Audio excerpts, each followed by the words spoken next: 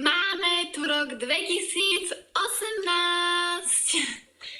Čaute, ja vás vítam u dnešného videa a dnešné video bude môj rok 2017. Ja viem, je už január, ale na začiatok by som sa vám chcela poďakovať za 20 000 odoberateľov, čo je úplne, že wow.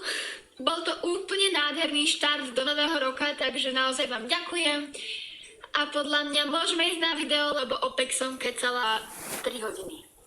A začneme teda januárom. V januári sa toho nestalo veľa, ale vstúpila som do nového roka s kamarátmi. Oslavovala som Silvester so Selínou, s Lukasom, so Simonom, s Matiasom.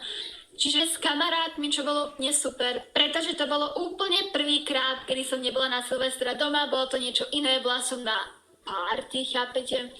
A bolo to úplne top. Veľa času som trávila v januári celkovo s kamarátmi, či už na klzisku, v kine, chodila som do Viedne, do Bratislavy a tak ďalej, lebo som nemala žiadne písomky. A v januári, zdá sa mi, že to bolo 28. bol taktiež ples. Bol to ples v obci, kde bývam a bola som tam teda s Matejom a práve na tomto plese sme sa začali o mnoho viacej baviť. Písali sme si, volali sme si. Prišiel február, zima, sneh, lyžovačky a teda nastala lyžovačka, kam som išla s rodičmi a náhodne to bolo úplne, nebolo to vôbec naplánované, tam bol aj Matej. Boli sme ubytovaní blízko seba, bolo to úplne super, bolo to také zábavné, dá sa povedať, že sme si to nenaplánovali, ale sme sa tam stretli. Prišiel Valentín, lásky čas, alebo teda deň lásky, pretože lásky čas je v máji. A Valentín som mala stráviť s jednou kamarátkou, s Anitou, poznáte určite BFF Forever. Lenže Anita vtedy nemohla, urobili mi prekvapenie, teda Anita s Matejom sa dohodli a vlastne tuším, Anita dala adresu Matejovi alebo jedna iná kamarátka a Matej prišiel za mnou, takže sme trávili Valentín spolu, pozerali sme rôzne filmy, boli sme vonku a bol to celkom pekný Valentín a ideme ďalej. Prišla druhá lyžovačka, druhá plánovaná lyžovačka s Matejom a teda išla som ja, Matej a jeho celá rodina, čiže mamina, tatina, sestra. Boli sme na Donovaloch a boli sme tam 4 alebo 5 dní, neviem presne.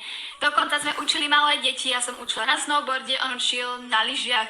Bolo to úplne super a podľa mňa sme si dobre aj zalyžovali. Teda ja snowboardujem, sme si dobre zasnowboardovali, zalyžovali. Ale raz som tak dosť škaredo padla, ale nebolo to nič výnimočné. No a potom vlastne, jak sme išli na ten svah, to bolo tuším deň na to, tak ma hrozne bola pravá noha, ale naozaj, že to bola taká tá pichľavá bolesť, ktorú neviete vydržať, ani keby ste chceli. Tak ja, že OK, jedenkrát to zídem a bude to dobré, tak som išla na snowboarde, ale poslednú zákrutu som už nevytočila. Potom som padla a Matej, že OK, toto je zlé, musíme ťa zobrať dole, musíme ťa odniesť dole a ja na to nie, ja tu prejdem sama, lenže naozaj to nešlo, tak ma brala horská služba zo svahu a že mám ísť do nemocnice na rentgen, alebo tak. Bola som na rentgene v Banskej Bystrici, sa mi zdá. Bola som